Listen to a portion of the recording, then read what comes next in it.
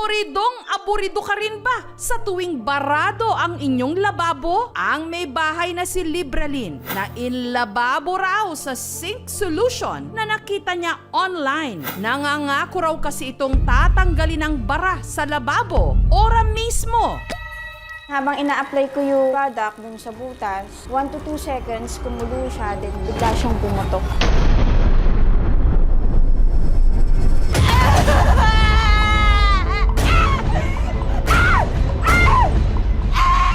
Natumba na ako dahil madulas na yung floor, hindi na ako makatayo. Gumapag na lang ako palabas ng banyo. Sobrang sakit, mahapde. Feeling ko mamamatay na ako. Halos buong mukha ni Libralyn nalapnos at nabalatan, pati ang kanyang kamay, napaso, namagarin ang kanyang kanang mata na nanganganib na ngayong mabulag. Gusto lang naman daw ni Libralyn na matanggal ang bara sa kanyang lababo. Pero bakit nagkaganito?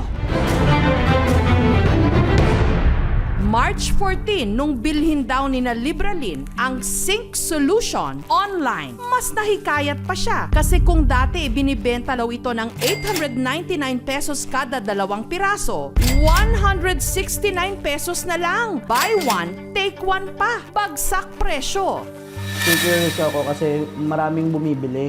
Tapos nagkara yung sink namin, ayaw bumaba ng tubig, kaya nainganyo kung bumili ka agad. Binasa ko yung instruction dun sa bottle. Nagpakulo ako ng tubig, in-apply ko siya dun sa drainage. Bigla siyang pumutok.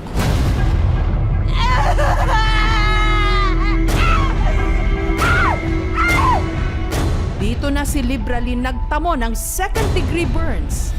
2 linggo matapos ang insidente, hirap pa rin siyang makakilos. Hindi rin halos maidilat ang kanang mata. Hindi ko akalain na pati sa loob ng bahay madidisgrasya pa ako. Yung 2/3 part ng cornea niya is affected going to decompensation. Ibig sabihin, yung cornea, maputi na talaga siya. Siguro ang best gawin dun is corneal transplant. Rough estimate siguro around more than 100,000, siguro 150,000. Isang procedure ng corneal transplant. Natatakot akong mawalan ako ng paningin.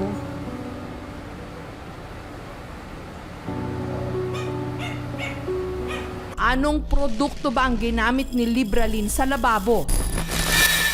Ang sink solution na binili ni Libralyn, naglipa na ngayon ang ads online. May mga video demonstration pa nga silang ipinapakita kung gaano ito di umano ka-epektibo. Sa pagtingin namin dun sa ingredients niya, although hindi ko rin alam kung wrong spelling ba siya, na sodium light oxido ang nakalagay or siguro ito ay sodium oxide. Ito po ay isang highly strong base na pag hinalo po natin sa tubig ay mag-iinit. Ito po ay may pH na 14, which is very, very corrosive and may cause serious burns, serious eye damage, and irritation of the respiratory system. So napaka-toxic po nitong produktong ito.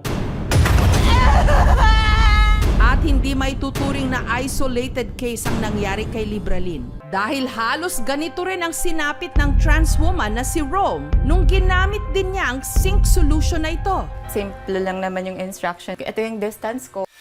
Maingat naman daw sinunod ni Rome ang step-by-step instruction sa paggamit ng sink solution. Pero hindi pa rin siya nakaligtas sa aksidente. For 1,000 milligrams or ml of boiling water. Then for the powder, yung Wild Tornado nga na nabili ko. Pag salin ko nung powder, konti pa lang yung nasasalin ko. Sumabog na siya sa kamay ko, dito sa braso, sa mukha ko, sa mata ko. Ang malaking bahagi ng kanyang mukha at kamay nalapnos din. Damay pati ang kanyang mga mata.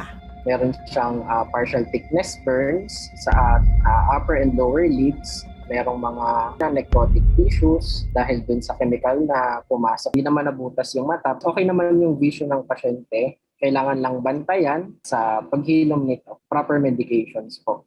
Eye drops and ointments. Kitchen, bathroom, cast iron. Paano ng mga drainage? Sa ilang vlogs, meron din ibang nakagamit na ng trending sink solution na nadismaya naman. Barado pa rin. Hindi naman effective yung Wild Tornado na yan. Warm water, So hindi totoo yung pinakita nila sa advertisement nila. Samantala, sa pag-iimbestiga ng aming team, nalaman namin na ang produkto hindi pala rehistrado sa FDA o sa Food and Drugs Administration. Nakitaan din nila ito ng mga paglabag, mali ang labeling at wala rin naka-imprentang hazard warning sa packaging. Hindi rin daw ito na-issuehan ng ICC o ng Import Commodity Clearance kaya hindi ito pwedeng i-distribute at ibenta sa Pilipinas. Ang hazardous substances, kailangan may warning that it's poisonous and it's dangerous, it's substance, so kailangan handle with care. Kung mga products naman under the mandatory certification scheme ng DTI, hanapin po nila yung ICC mark natin or ang PS mark natin. Pagka po Philippine Standard mark naman ang nakalagay, ibig sabihin the manufacturer abroad is also licensed in the Philippines. And then the manufacturer's labeling also, kailangan nakalagay yung full name and full address ng manufacturer and the country of origin. Para may traceability tayo, para kagaya niyan kung may nangyari sa consumer, we know who to run after. Sinubukan naming tuntunin ang manufacturer o distributor ng produkto pero wala itong address o kahit na anumang contact details. Yung online seller ating pong kakausapin kasi sila po yung nakakaalam kung saan po nanggaling itong produktong ito. Pero ano nga ba ang mas ligtas at practical na paraan para matanggal ang bara sa ating mga lababo? The best way, kung meron silang over or pang sundot doon, sundutin na lang nila yon hanggang sa matanggal yung bara. Tignan nila yung lababo nila sa baba, may P-trap yun, pwede nilang buksan yun at linisan. Pag po nagkaroon ng ganitong insidente, natalsikan ang mata ng mga panlinis, magdaraan na lang sa cold water o basta malinis pong tubig. Tapos, konsulta po agad sa doktor. Kailangan mag-ingat ka talaga kasi hindi mo nga ma-predict yung aksidente. Nanawagan po ako sa mga gusto pong tumulong para po sa tuluyan ko pong paggaling. Tatanawin ko pong utang na loob po sa inyo yung pagtulong niyo po sa amin.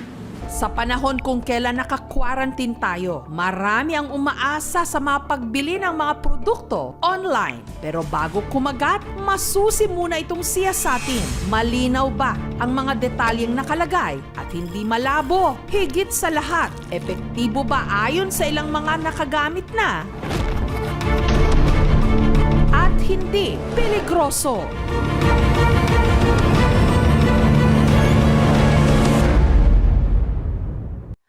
Thank you for watching, mga kapuso. Kung nagustuhan niyo po ang videong ito, subscribe na sa GMA Public Affairs YouTube channel. And don't forget to hit the bell button for our latest updates.